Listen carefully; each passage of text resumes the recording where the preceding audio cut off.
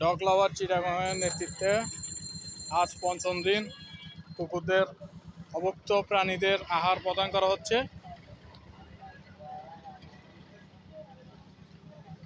দেখতে পাচ্ছেন ছোট ছোট কুকুর ছানাও রয়েছে অনেক।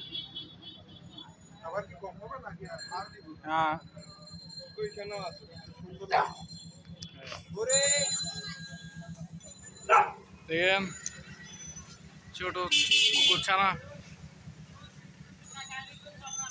আসলে আমরা তাদের খাবার দিতে দিতে তাদের সাথে আমাদের একটি সম্পর্ক সৃষ্টি হয়েছে। অবলা প্রাণীগুলো